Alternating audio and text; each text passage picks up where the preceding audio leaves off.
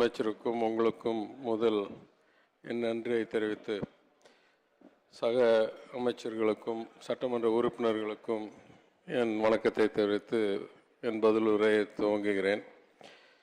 இறுதி நாளாக மானிய கோரிக்கைகள் நடக்கும் நேரத்தில் ரெக்கார்டாக இருக்கிறதுலேயே குறுகிய பதிலுரையை நான் கொடுக்க விரும்புகிறேன். ஏனென்றால் ஏற்கனவே 2:30 மணி ஆகிவிட்டது. அதனால் நான் மொத்தமே 3 தலைப்புகளில் பேச விரும்புகிறேன். ஒன்று, இந்த வெட்டு தீர்மானங்களில் அந்த கருத்துக்களை படித்து அதற்கு பதில் அளிக்கும் வகையிலும் இன்றைக்கு உரையாடின உறுப்பினர்களுடைய கோரிக்கைகளுக்கு பதில் அளிக்கும் வகையிலும் கூற விரும்புகிறேன். இரண்டாவது, 2 கவன ஈர்ப்பு தீர்மானங்கள் அதிமுக உறுப்பினர்கள் இங்கே இல்லை என்றாலும் தவறான தகவல்களை வைத்து பொது வழியில் அரசு கேபிள் டிவி பற்றிய சில வதந்திகளை பரப்பியதற்கு பதிலளிக்க இங்கே சட்டமன்றத்தில் விரும்புகிறேன். 3வது அறிவிப்புகள். முதலில் இன்று உரையாற்றிய பேரவை துணைத் தலைவர் மாண்பு உறுப்பினர் பிச்சாண்டி, மாண்பு உறுப்பினர் விஜி ராஜேந்திரன், மாண்பு உறுப்பினர் தி ராமச்சந்திரன், மாண்பு உறுப்பினர் MR காந்தி, மாண்பு உறுப்பினர் தே மதியழகன், மாண்பு உறுப்பினர் SS பாலாஜி, மாண்பு உறுப்பினர் டாக்டர் AR ரகுராமன் மற்றும் CPI தலைவர் மாண்பு உறுப்பினர் தி ராமச்சந்திரன் அவர்களுக்கு என் நன்றியை தெரிவித்துக் கொள்கிறேன். அவர்கள் சொன்ன கருத்தில் பல கருத்து ஏற்கனவே வெட்டு தீர்மானங்களில் இருந்தது. வெற்று தீர்மானங்களில் கொடுத்த ஒரு 5-6 தலைப்புகள் மிக வேகமாக. முதலில் சேவை மையங்களை இன்னும் பரவலாக்கணும், அதற்கு கட்டமைப்பை சிறப்பிக்கணும், எல்லா கிராமங்களில் வரணும் என்று மாண்பு உறுப்பினர் ஐயப்பன், மாண்பு உறுப்பினர் SS பாலாஜி, மாண்பு உறுப்பினர் GK மணி மற்றும் மாண்பு உறுப்பினர் சதாசிவம் உள்ளிட்ட பலர் கோரியிருந்தார்கள். ஏற்கனவே சில ஆயிரமாக இருந்த சேவை மையங்களை இன்றைக்கு 20,000க்கும் மேற்பட்ட சேவை மையங்களுக்கு உத்தரவிட்டு அது படிப்படியாக 35,000 சேவை மையங்களுக்கு செல்வதற்கு எங்களுக்கு திட்டம் உள்ளது. எந்த ஒரு கிராமப்புறத்திலும் 1 கிலோமீட்டர் தூரத்துக்குள் ஒரு சேவை மையம் வாய்ப்பு ஆக்சஸ் பண்ணுறதுக்கும் நகரப்புறங்களில் 1 கிலோமீட்டரிலும் கிராமப்புறங்களில் 3 கிலோமீட்டருக்குள் தொலை தூரத்துக்குள் இருக்கணும் என்ற ஒரு திட்டத்தின் அடிப்படையில் யாரெல்லாம் விண்ணப்பிக்கிறாங்களோ அவங்களுக்கெல்லாம் தகுதி கண்டறிந்து கடன் உதவி உட்பட்டு ஏற்பாடு செய்து இந்த சேவை மையங்களை துவக்குவதற்கு முழு முயற்சி எடுத்துக்கொண்டிருக்கிறோம். அதனால் உறுதியாக எல்லா இடங்களிலும் சிறப்பான சேவை மையம் கொண்டாந்து எங்களுடைய இலக்கு புதிதாக கட்டணம் கட்டி புதிதாக பணியாளர்கள் இதற்காக தேர்வெடுக்கிறதுக்கு பதிலாக சேவை மையம் மூலமாக மக்களுக்கு எல்லா சேவைகளும், அது ரேஷன் அட்டையிலேருந்து டிரைவிங் லைசன்ஸ்லேருந்து சான்றிதழ்லேருந்து எல்லாமே அந்த வகையில் வரணும் என்றது தான் எங்களுடைய இலக்கு. இரண்டாவது, மாண்பு உறுப்பினர் GK மணி உட்பட்டு பலர் BSNL மற்றும் வேறு செல்போன் நிறுவனங்கள் இன்னும் சிறப்பாக 4G சர்வீஸ் மற்றும் கிராமப்புறங்களில் செல்போன் சர்வீஸ் கொடுக்கணும் என்று கோரிக்கை வைத்திருக்கிறார்கள்.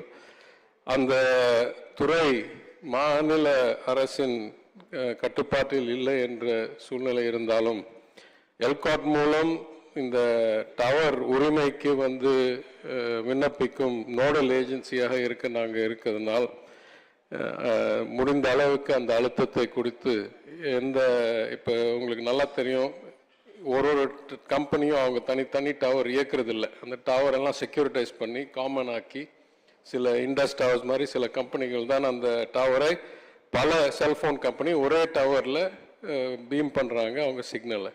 அதனால் அந்த கம்பெனிகள் பல கோரிக்கைகள் வைத்து ஏற்கனவே இந்த ஓராண்டில் அவங்களுடைய டீம்ட் லைசன்ஸையும் அப்ரூவலையும் அவங்க கேட்டதுபடி சிறப்பித்து அவங்களுடைய பணியை வேகப்படுத்தி இருக்கிறோம். அதனால் அந்த உறவை வைத்து எல்லா இடத்துலையும் இவங்க இந்த tower 4G service data service சேர்க்கறதுக்கு முயற்சி எடுக்கிறோம். மூன்றாவது, IT பார்க் மற்றும் டைடல் பார்க். ஏற்கனவே தொழில்துறை அமைச்சர் டைடல் பார்க் பற்றி பேசியிருக்கிறார். எனவே அதற்கு மேல் நான் பேச விரும்பவில்லை.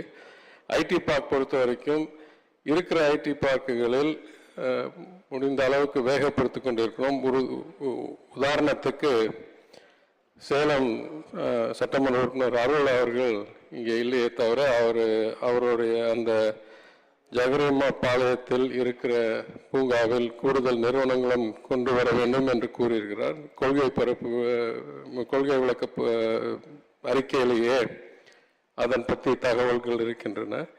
எல்லா ஐடி பார்க்கிலும் சென்ற ஓராண்டு 2 ஆண்டுகளில் இதுவரைக்கும் செல்லாத வேகத்தில் அந்த லீஸும் குத்தகையும் கட்டடமும் சென்று கொண்டிருக்கிறது. புது ஐடி பார்க் உருவாக்குவதற்கு நிதிநிலைக்கு ஏற்பதான் செய்ய முடியும். எல்லா இடங்களிலும் வேலைவாய்ப்பு உருவாக்குவதில் ஐடி துறை தான் முதலிடம். ஏனென்றால் சராசரி 100 சதுரடிக்கு ஒரு ஐடி வேலைவாய்ப்பை உருவாக்க முடியும். கட்டுமான பணி மட்டுமே, அது இல்லாமல் ஐடி கனெக்டிவிட்டி, ப்ராட்பேண்ட் கனெக்டிவிட்டி மட்டுமே தேவை. எனவே நான் இங்கே கூறியிருக்கிறேன், மாதத்துக்கு மினிமம் 10,000 வேலைவாய்ப்புகள் தொடர்ந்து புது நிறுவனங்கள் உருவாக்கி கொண்டிருக்கின்றன. இதை வேகப்படுத்தும் வகையில் சில அறிவிப்புகளும் நாங்கள் கூற இருக்கிறோம். அதனால் மாண்பு உறுப்பினர்கள் எம்ஆர் காந்தி, சிவகுமார், அருள், டி ராமச்சந்திரன், சதாசிவம், பழனி நாடார் மற்றும் சின்னதுரை அவர்கள் கேட்ட கோரிக்கையை நிதி நிலையின் ஆதாரங்கள் சரியான இருக்கும் சூழ்நிலையில் தேவைக்கு ஏற்ப ஐடி பூங்காக்கள் உருவாக்கப்படும் என்று கூறுகிறேன். அதேபோல் skill development, artificial intelligence, robotics என்ற துறைகளில் இன்னும் கூடுதல் பாடங்கள், கூடுதல் கோர்ஸ் நடத்தணும் என்று கூறியிருக்கிறார்கள்.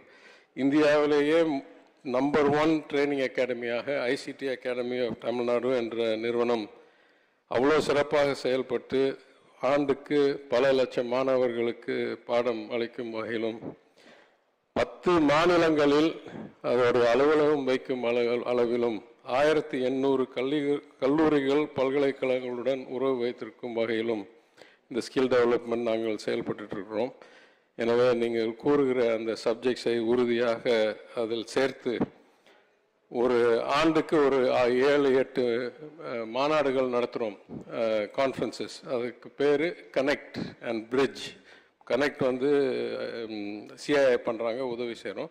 பிரிட்ஜுன்றது ஐசிடி அகாடமியுடைய ஒரிஜினல் கான்ஃபரன்ஸ். பிரிட்ஜுன்னா வேலைவாய்ப்பை தேடும் இளைஞர்கள் படிக்கும் கல்லூரிகளும் வேலைவாய்ப்பு அளிக்கும் நிறுவனங்களும், கேம்பஸ் ரெக்ரூட்மெண்ட் செய்கிற நிறுவனங்களும் இவங்களுக்கு தேவையான அளவுக்கு அவங்களுடைய கோர்ஸுகளை, அவங்களுடைய சப்ஜெக்டுகளை, அவங்களுடைய டிகிரிகளை அடாப்ட் பண்ணுன்றது இந்த பிரிட்ஜ். இது இவங்க 2 பேரையும் இணைக்கிறது.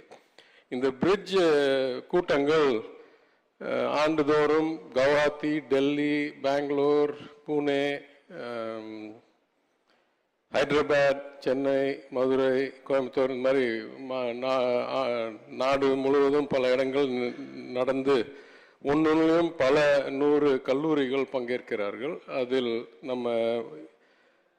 நான் இந்த பொறுப்பை ஏற்றதற்கு பிறகு ஐசிடி அகாடமியுடைய சிறப்பான பணியை 60% தமிழ்நாட்டிலேயே செய்ய வேண்டும் என்ற ஒரு புது இலக்கை வைத்து, ஏன்னா நிறைய வெளிய மாநிலங்கள் செய்திருந்தாங்க, அது லாபகரமாக நடத்துகிற ஒரு கான்ஃபரன்ஸ் கூட.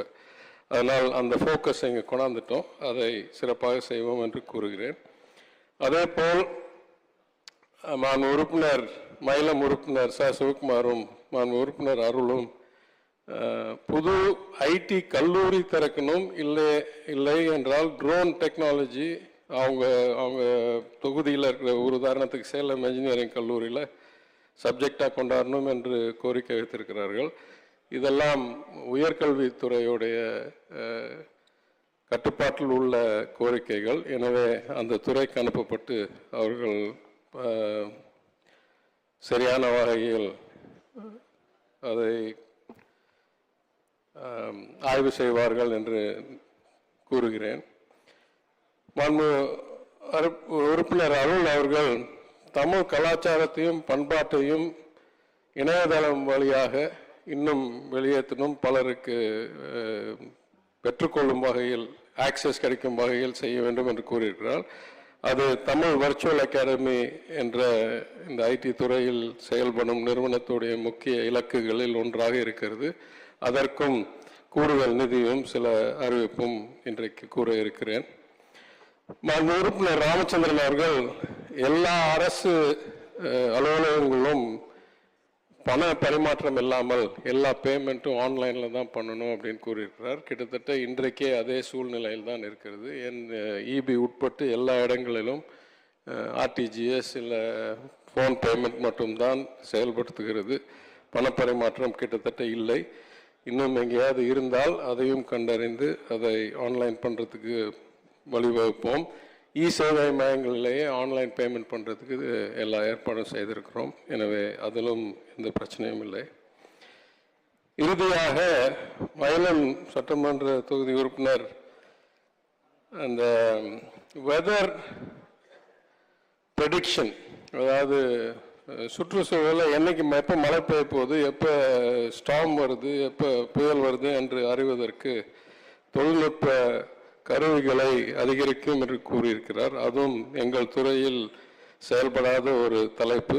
எனவே அது டிசாஸ்டர் மேனேஜ்மெண்ட் துறையில் அதை அனுப்பி அங்கே சரியான நடவடிக்கை எடுப்பார்கள் என்று கூறுகிறேன். இறுதியாக உறுப்பினர் SS பாலாஜி அவர்கள் இந்த ஆதார் வேலிடேஷன் சென்டர்ஸில் சில குளறுபடிகள் கூறி ஒரு நாளைக்கு 20 நபர்களுக்கு மட்டும்தான் இந்த பணி கொடுக்கப்படுகிறது, இந்த உதவி கொடுக்கப்படுகிறது என்றிருக்கிறார். ஆண்டுக்கு பல லட்சம் பேர் தமிழ்நாடு முழுவதும் இந்த சர்வீஸ் யூஸ் பண்ணுறாங்க, இந்த சேவையை. ஆனாலும் இந்த சென்டரில் என்ன பிரச்சனை இருக்குன்னு தெரிந்து இதை திருத்தும் வகையில் நான் பார்த்துக்கொள்கிறேன். அடுத்ததாக எதிர்கட்சி தலைவர் அவர்கள் வெளியே ஒரு அறிக்கையும் உள்ளே ஒரு கவன ஈர்ப்பு தீர்மானமும் கொடுத்து அரசு கேபிள் டிவி நிறுவனத்துடைய செயல்பாடு மிகவும் குறைந்து விட்டது, அதை தவறாக நடத்துகிறீர்கள் என்று கூறியிருந்தார். அதற்கு கவனம் ஈர்த்தார். நான் ஆளாளுக்கு வெவ்வேறு வரலாறு, வெவ்வேறு அனுபவம், வேறு கல்வி இருக்கலாம். என்னை பொறுத்த வரைக்கும் நான் மேனேஜ்மெண்ட் மேலாண்மையை உலகத்தில் தலை சிறந்த பல்கலைக்கழகங்கள் ஒன்றில் படித்தவன். உலகத்தில் பெரிய பெரிய நிறுவனங்களில் MD-யாக வேலை செய்தவன். ஓரளவுக்கு நிறுவனம் எப்படி நடத்தணும், எது நல்லது எது தவறு என்று அனுபவமும் தெளிவும் பெற்றவன் என்ற அடிப்படையில் சொல்லுவேன். இந்த டாக் டிவியை போல ஒரு மோசமான ஒரு நிறுவனத்தை நான் பார்த்ததே இல்லை வாழ்க்கையில். இது தனிநபர் நிறுவனமாக இருந்தால் இந்நேரம் திவாலாயிருக்கும். நாங்கள் ஆட்சி பெறும்போது இந்த சூழ்நிலை 575 கோடி ரூபாய் இன்னும் டிவி கம்பெனிக்கெல்லாம் கட்ட வேண்டிய சூழ்நிலையிலும் 270 கோடி ரூபாய் அனலாக்லேருந்து டிஜிட்டலுக்கு மாறுறதுக்கு முன்னால் கேபிள் ஆப்ரேட்டர்லேருந்து பெற வேண்டிய நிதியையும் யார்கிட்டேருந்து எவ்வளோன்னு ஒரு ஆடிட்டட் ஸ்டேட்மெண்ட் கூட இல்லாமல் கிட்டத்தட்ட 170 கோடி ரூபாய் நெகட்டிவ் எக்விட்டியில் இருந்த நிறுவனமாக கொடுத்தார்கள். அது கூட பரவாயில்ல. இப்போ நம்ம மனிதர் உடல்நிலை சொல்லுவோம், நல்லா இருக்காங்க, இல்லை மருத்துவமனையில் இருக்காங்க, இல்லை ஐசியூவில் இருக்காங்க. இந்த டாக் டிவியை சொல்லணும்னா ஐசியூவில் இருக்காங்க, ஆனால் ஐசியூவில் ஆக்சிஜன் கிடையாது. ஐசியூக்கு கரண்ட் வர்றது கூட யாரோ ஒரு 3வது ஆளிடம், ஒரு ஒப்பந்தக்காரரிடம் கையில் கொடுத்துட்டு அந்த ஆளோடைய கண்ட்ரோல் ஒரு சைனா சிஸ்டம்ல இருக்கு. இந்த அளவுக்கு ஒரு நிறுவனத்தை எங்க கையில கொடுத்துட்டு ஏதோ நாங்க சரியா நடத்தலன்னு திவாலான கம்பெனி கொடுத்து நாங்க படிப்படியா சீர்திருத்திட்டு இருக்க சூழ்நிலையில் இந்த மாதிரி ஒரு குற்றச்சாட்டு வைக்கிறதும் ஒரு அறிக்கை வெளியிடுறதும் மிகவும் கபட நாடகமாக தான் கருதுகிறேன். இன்றைக்கு நாங்க ஆட்சிக்கு வந்த பிறகு இந்த 3 ஆண்டுகளில் அந்த டியூஸை 575 கோடி ரூபாயிலிருந்து 471 கோடி ரூபாய்க்கு குறைத்து, நிதித்துறையில் நான் இருந்தபோது கவர்மெண்ட் கேரண்டியோட 150 கோடி ரூபாய் பேங்க்லேருந்து லோன் வாங்கி இந்த நிறுவனத்தை தக்க வைத்திருக்கிறோம் இன்றைய வரைக்கும். உண்மை சப்ஸ்கிரைபர்ஸ் குறைஞ்சிருக்காங்க. ஏன்னா இந்த கண்ட்ரோல் சிஸ்டமே நம்ம கையில் இல்லை, யாரோட கையிலையும் இருக்குது. கிட்டத்தட்ட ஒரு மாதத்துக்கு ஒரு தடவை ஒரு பிளாக்மெயில் மாதிரி ஒரு சூழ்நிலை நடக்குது. இதையெல்லாம் திருத்துவதற்காக அடிப்படையிலிருந்து திட்டம் போட்டு அந்த கண்ட்ரோல் ஆரம்பித்து கிளையண்ட் மேனேஜ்மெண்ட்டில் ஆரம்பித்து இன்வென்ட்ரி மேனேஜ்மெண்ட்டில் ஆரம்பித்து அடிப்படையான திட்டத்தெல்லாம் உருவாக்கி, நான் ஏற்கனவே இங்கே பதிலளித்தது போல் we are going to now go HD set-top boxes. அது இல்லாமல் அறிவிப்பில் நான் கூற இருக்கிறேன் இவென்ச்சுவலாக எப்படி போகிறோம். அதனால் இந்த மாதிரி ஒரு தவறான ஒரு நிறுவனத்தை இது அரசியல் செய்ய நான் விரும்பவில்லை. ஆனால் நான் கூறுவேன், நானும் நிதித்துறையில் இருந்தவன். அதில் பிபிஇன்னு பியூரோ ஆஃப் பப்ளிக் என்டர்பிரைசஸ்னு ஒரு ஓவர்சைட் நிறுவனம் இருக்குது. அதனால் நான் எத்தனையோ 100 அரசு நிறுவனங்களுடைய சூழ்நிலையை பார்த்துருக்கிறேன். நிர்வாக அடிப்படையில் இவ்வளோ குளறுபடியுடன் ஆரம்பித்த செயல்படுத்தின ஒரு நிர்வாகத்தை நான் பார்த்ததே இல்லை, வெளியும் இல்லை, அரசாங்கத்திலையும் இல்லை. அதனால் இதை வச்சு அவங்க நம்மகிட்ட அரசியல் செய்கிறது மிகவும் கபட நாடகமாக தான் நான் கருதுகிறேன். இறுதியாக இந்த மானிய கோரிக்கைக்கான கொள்கை பொறுப்பு அறிக்கையையும் எல்லா வகையிலும் இந்த அறிவிப்புகள் உட்பட்ட எல்லா பணிகளுக்கும் நிறுவனத்துக்கு இருக்கிற HODs எல்லாம் இயக்கி துறைக்கு கூடுதல் தலைமை செயலராக இருக்கும் திரு தீரஜ்குமார் அவர்களுக்கும் அனைத்து துறை நிர்வாகிகள் அவர்களுக்கும் என் நன்றியை கூறி, இந்த வெற்று தீர்மானங்கள் அனைத்துக்கும் நான் ஒரு அளவுக்கு பதில் அளித்து அதை என்ன செய்ய போகிறோம், எதற்காக இந்த சூழ்நிலையில் இருக்கு என்று கூறியதன் அடிப்படையில் மாண்பு உறுப்பினர்கள் அந்த வெற்று தீர்மானங்களை திரும்பி பெறுவார்கள் என்று கோரிக்கை வைத்து சில அறிவிப்புகளை மற்றும் சுருக்கமாக படிக்க விரும்புகிறேன். அறிவிப்புகள் 1. மின் ஆளுமை இயக்குநரத்தில் தனித்து இயங்கும் ஒழுங்குமுறை அமைப்பினை உருவாக்குதல். டிஎன்இஜியில் எத்தனையோ ப்ரோக்ராமுக்கு மகளிர் உரிமை தொகை உள்ளிட்டு ஃபேமிலி டேட்டா பேஸ் உள்ளிட்டு எல்லா பணியும் அதில் நடக்கும் போது ஒரே நிறுவனம் செயலிலும் கண்காணிப்பிலும் தணிக்கையிலும் இருக்கிறது சரியில்லை என்ற அடிப்படையில் நான் பல இடங்களில் பணி செய்த இடங்களில் நான் கண்டறிந்திருக்கிறேன். நிதித்துறையிலும் அதே மாதிரி தணிக்கையையும் செயலையும் பிரித்தோம். அதே போல் இந்த இடத்தில் அந்த ஸ்டாண்டர்ட் செட்டிங், ஓவர்சைட், கம்ப்ளையன்ஸ் இதெல்லாம் செயல்படுத்தும் நிறுவனத்திலிருந்து பிரித்து தனியாக இயக்கப் போகிறோம். 2வது அறிக்கை, தகவல் தொழில்நுட்பங்கள் மற்றும் டிஜிட்டல் சேவைகள் துறையின் கீழ் செயல்படும் நிறுவனங்களை மறுசீரமைத்தல். ஏற்கனவே நான் கூறினது போல டாக் டிவி ஒரு உதாரணமாக இருந்தாலும் 8 நிறுவனங்கள், அதாவது ரெஜிஸ்டர்ட் சொசைட்டிஸ் ஆகவோ இல்லை ரெஜிஸ்டர்ட் செக்ஷன் 8 கம்பெனிஸ் ஆகவோ இருக்கும் இடத்தில் இதையெல்லாம் கம்ப்ளையன்ஸ், அதாவது ஆடிட் சரியான நேரத்தில் வரணும், பேலன்ஸ் ஷீட் சரியான நேரத்தில் வரணும், இதெல்லாம் செய்கிறதுக்காக இந்த 8 நிறுவனங்களுக்கும் சீர்திருத்தி இவங்கள் செயல்பாட்டை சிறப்பிக்கிறதுக்கு. 3வது, பெருங்குடியில் தகவல் தொழில்நுட்ப பூங்கா மற்றும் அலுவலக இடவசதி அமைத்தல். சுமார் 3.6 ஏக்கர் நிலத்தில் பெருங்குடியில் ஏற்கனவே பெரிய டிமாண்ட் இருக்கிற சூழ்நிலையில் அந்த நிலத்திற்கு வெளிப்படைத்தன்மையுடன் ஒரு முறையில் அங்கே ஒரு ஐடி இன்ஃப்ராஸ்ட்ரக்சர் உருவாக்குது. 4வது, புவிசார் கட்டமைப்பு உருவாக்கும். ஏற்கனவே டிஎன்ஜிஐஎஸ் என்ற ஜியோகிராஃபிக்கல் இன்ஃபர்மேஷன் சிஸ்டம்ஸ் டீம் ஒன்று டிஎன்இஜிஎல்ல செயல்பட்டு வருகிறது. ஆனால் தனித்தனி இப்போ பட்டா வழங்குதல், சர்வே பண்ணுறது, இல்லை அரசு ரெக்கார்ட்ஸ் ஃபார் லேண்ட் மேனேஜ்மெண்ட், இதெல்லாம் அந்த ஜிஐஎஸ் இல்லாமல் வெறும் பேப்பரோடு இருக்கிறது, இல்லை ரெக்கார்டோடு இருக்குது. எனவே டிஃபரன்ஷியல் குளோபல் பொசிஷனிங் சிஸ்டம் வச்சும் கண்டினியூஸ்லி ஆப்ரேட்டிங் ரெஃபரன்ஸ் ஸ்டேஷன் நம்மளே அந்த கேப் என்னன்னு கண்டுபிடிக்கிற அளவுக்கு சேட்டலைட்டுக்கும் உண்மைக்கும் வித்தியாசம் சொல்கிற அளவுக்கும் உருவாக்கி அரசோடைய அனைத்து சேவைகளும் இந்த லொகேஷன் ஸ்பெசிஃபிக்காக டேகோடு செயல்படுத்துறதுக்கு ஒரு அறிவிப்பு. 5வது, ஆரம்ப சுகாதார நிலையங்கள், அரசு கல்லூரிகள், அதாவது மருத்துவக் கல்லூரிகள் மற்றும் பிற நிறுவனங்களுக்கு அதிவேக இணை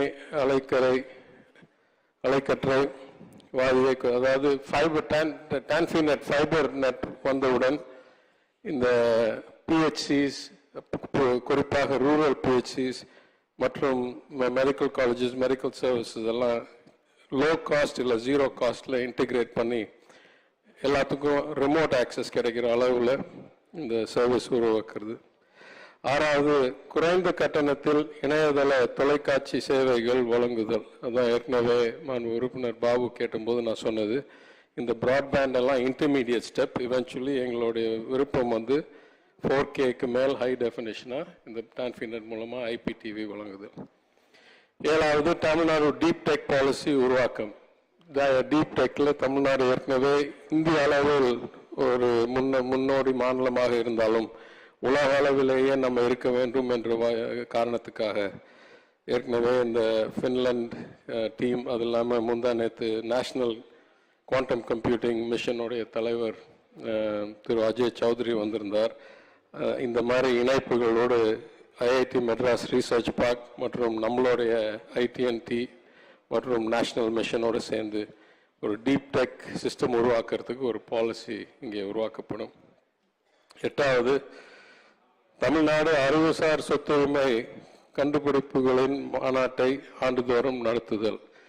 R&Dலையும் பேட்டன்ட் ஃபைலிங்லையும் தமிழ்நாடு முதல் இடத்தில் இருக்கிற சூழ்நிலையில் இதை இன்னும் ஊக்குவிக்கிறதுக்கும் இதை from IP to execution, from intellectual property to execution, from patent to execution பண்ணுறதுக்கும் ஆண்டுதோறும் IN to TN, அதாவது இன்னோவேஷன் இன் TN பண்ணுறதுக்கு ஒரு ஆனுவல் கான்ஃபரன்ஸ் நடத்தப்படும். இந்த ஆண்டு அடுத்த மாதத்திலேயே நடத்த இருக்கிறோம். 9வது, அரசு தொழில் பயிற்சி நிலையங்கள், அதாவது கவர்மெண்ட் ITIs மற்றும் அரசு தொழில்நுட்ப கல்லூரிகள் பாலிடெக்னிக்ஸ் ஆகியோருக்கு ICT அகாடமி, நான் ஏற்கனவே சொன்னேன், நாட்டிலேயே முதல் ட்ரைனிங் அகாடமியாக இருக்கிறது இன்ஃபர்மேஷன் டெக்னாலஜியில். 10 மாநிலங்களில் அலுவலகம் வைத்து, இது தமிழ்நாடு அரசு நிறுவனமாக இருந்தாலும் இந்த அளவுக்கு நாட்டிலேயே முதல் அளவில் இருக்கிறதை நம்ம இளைஞர்களுக்கு கூடுதல் கவனம் செலுத்தும் வகையில் அரசுடைய அனைத்து ITIக்கும் ICT அகாடமி, அது பாலிடெக்னிக்கும் ICT அகாடமி இலவசமாக மெம்பர்ஷிப் கொடுத்து அங்கே இருக்கிற மாணவர்களுக்கு இந்த அட்வான்ஸ் ட்ரைனிங்கும் கொடுக்கறதுக்கு ஒரு வழிவகுக்கும். 10வது, ICT அகாடமியில் ஒரு செயல்முறை ஆராய்ச்சி, அதாவது அப்ளைட் ரிசர்ச் சென்டர், எப்படி லேட்டஸ்ட் டெக்னாலஜிஸை பயன்பாட்டுக்கும் கல்வி ப்ராக்டிக்கல் ட்ரைனிங்க்கும் கொண்டு போகிறது என்றது சிறப்பிக்கிறதுக்கு ஒரு அப்ளைட் ரிசர்ச் சென்டர். 11, தமிழ் கற்றல் கற்பித்தல் செயல்பாடுகள் விரிவாக்கம். TVA தமிழ் வர்ச்சுவல் அகாடமியில் ஏற்கனவே பல வகையில் from teacher certification, teacher deputation, teacher degree, அது இல்லாமல் ரிமோட் லேர்னிங் எல்லாம் ஏற்கனவே இருக்கிற முயற்சிகளை சிறப்பிக்கும் வகையில் கூடுதல் ஒரு 50 லட்சம் ரூபா ஒதுக்கீடு செய்யப்படும். 12, கனித்தமிழ் தொடர் சொற்பொழிவு ஆனுவல் லெக்சர்ஸ் கனித்தமிழை பற்றி 3 லட்சம் ரூபாயில் ஆண்டுதோறும் நடத்தப்படும். இறுதியாக 13 3 ஆண்டுகளுக்கு ஒரு முறை பன்னாட்டு கனித்தமிழ் மாநாடு நடத்துதல். 25 ஆண்டுகளுக்கு பிறகு தமிழ் இணையம் 99 கான்ஃபரன்ஸ் நடந்த பிறகு அதே தேதிகளில் February 8, 9, 10 இங்கே 2020ஆம் ஆண்டில் சென்னையில் நடைபெற்றது. அதில் இன்றைக்கு இருக்கக்கூடிய ஆர்டிஃபிஷியல் இன்டெலிஜென்ஸ், மெஷின் லேர்னிங்கெல்லாம் முக்கியமாக கவனம் செலுத்தி பல போட்டிகள், ஹேக்கத்தான்லாம் நடத்தி பல வகையில் மாணவர்களுக்கும் ஆராய்ச்சி செய்கிறவர்களுக்கும், இன்னும் நான் சொல்வேன் என்றால் ரீஜனல் லாங்குவேஜில் வேறு எந்த ஸ்டேட்டும் பண்ணாத அளவுக்கு இந்தியா அந்த பாஷ்யம் ஆட்களும் இங்கே வந்து அண்ணா யூனிவர்சிட்டியும் IIT மெட்ராஸும் தான் இப்போ லார்ஜ் லாங்குவேஜ் லேர்னிங் மாடலில் இந்தியாவில் இருக்கிற சிறந்த நிறுவனங்களாக இருக்கிறார்கள், கல்வி நிறுவனங்களாக. அதை 25 ஆண்டுகளுக்கு பிறகு பண்ணதை இனிமே 3 ஆண்டுகளுக்கு ஒரு முறை பண்ணுறதற்கு ஒரு அறிவிப்பு இது. ஏனென்றால் தொழில்நுட்பம் அந்த அளவுக்கு வேகமாக முன்னேறிக்கொண்டே இருக்கிறது. இறுதியாக பல பாரம்பரிய பழமையான தரவுகளை டிஜிட்டலைஸ் பண்ணி ஆன்லைன் ஆக்கி, அதாவது உறுப்பினர் அருள் கேட்ட மாதிரி இதை பரவுவதற்கு சுமார் 15 லட்சம் தரவுகளை, பக்கங்களை 2 கோடி ரூபாய் நிதி ஒதுக்கீடு செய்து இந்த முதல் ஆண்டு முயற்சியாக மேற்கொள்ளப்படும் என்று 14வது அறிவிப்பை கொடுத்து வாய்ப்புக்கு நன்றி கூறி விடைபெறுகிறேன். பதிலுரை மாண்புமிகு குரு சிறுவர்கள். Taste the Daily. Taste the Daily.